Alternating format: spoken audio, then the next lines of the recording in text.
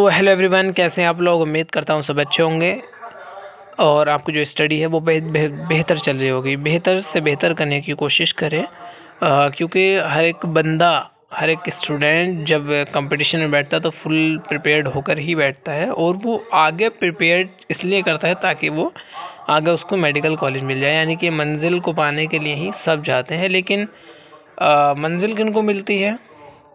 मंजिल उन्हीं को मिलती है जिनके सपनों में जान होती है। पंखों से कुछ नहीं होता, हौसलों से उड़ान होती है। और खुद ही को कर बुलंद इतना कि हर तकदीर से पहले खुदा बंदे से पूछे बता तेरी रज़ा क्या है। तो ये सब चीज़ जो है वो आप पर सूट की जाएगी। कि कब की जाएगी? जब आप मेहनत करेंगे। और सबसे पहला, first of all I request to everyone, if you new on this channel तो subscribe for latest update as well as NCERT line by line of the chapter wise of 11th 12th 11th and 10th। और short notes के लिए आप इसको subscribe हर हाल में कर लें। देखिए, दिल ना दुखाएं, क्योंकि हर एक बहुत लेटेस्ट अपडेट चेक करने के बाद, हर एक चीज़ को देखने के बाद हम आपको एक अपडेट देते हैं ताकि आपको उस पर भला हो।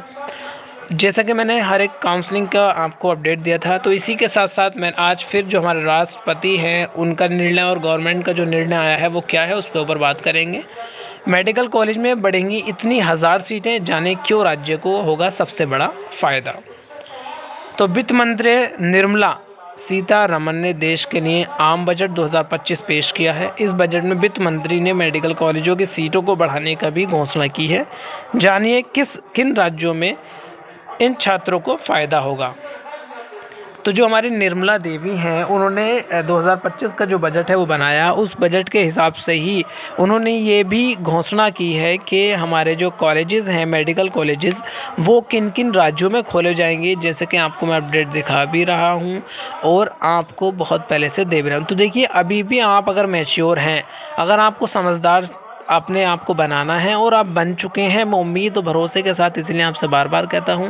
हमारा देखिए बोल बोल कर गला सूख जाता है, फिर भी आप उन गलत अपडेट को ही देखते हैं, फिर भी आप उन गलत यूट्यूब चैनल पर ही पहुंचते हैं जहां पर आपको नहीं भेजना जाना चाहता। मैं उन सब चीज़ों से गुजर के आया हूं, तो मुझे एहसास हुआ, इसीलिए मैं आप सबके लिए यहाँ पर हाजिर हुआ हूँ।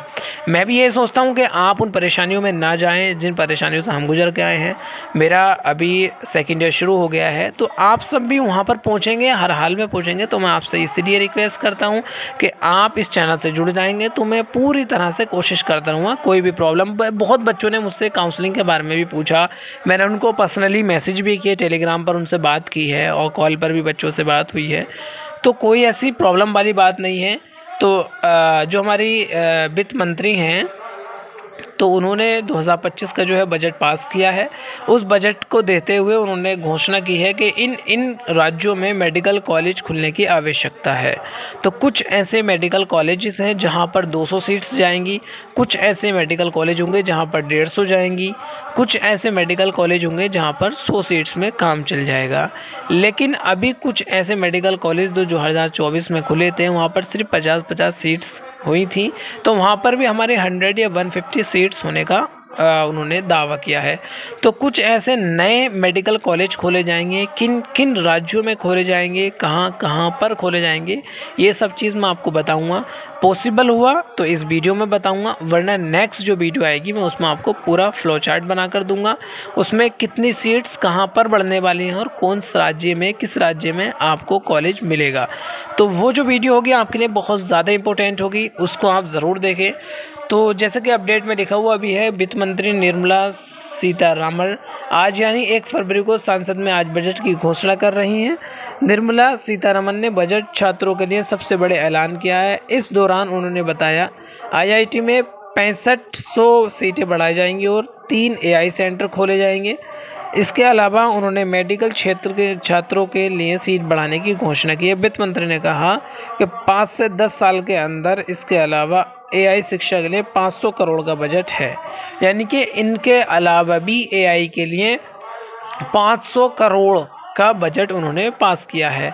अब उन 500 करोड़ में स्टूडेंट्स का कितना फ़ायदा होगा, कितना, देखिए गवर्नमेंट का जो काम है वो गवर्नमेंट क्यों बनाई जाती है, जिस तरीके से घर में देखभाल के लिए लोग होते हैं, वैसे ही देश को चलाने के लिए यहाँ पर prime minister, chief minister, MLAs, MPs, इन सब चीज़ों को उसमें डिवाइड कर दिया जाता है ताकि सारा भार एक बंदे पे न रहे और आसानी से देश की जो सुरक्षा व्यवस्था है और जितनी भी हर एक चीज़ अखराजात हैं, लोगों की ज़रूरियात हैं, वो गवर्नमेंट के थ्रू पूरी कर दी जाए। ऐसा नहीं हो कि गवर्नमेंट के चलते हुए बच्चों का भी नुकसान हो, बच्चों का रोज़गार छिने, बेरोज़गारी हो, बच्चों की बैंड बजती रहे, एग्ज़ाम करीब आए एग्ज़ाम को उसको कैंसिल करा दिया जाए।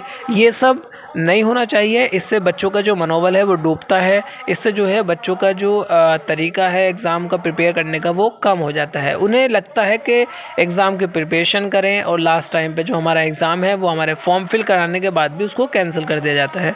तो ऐसा नहीं होना चाहिए जिससे बच्चे सरकार के खिलाफ हों या जो बच्चे हैं वो अपने भविष्य के खिलाफ हो जाएं, अपने फ्यूचर के खिलाफ हो जाएं।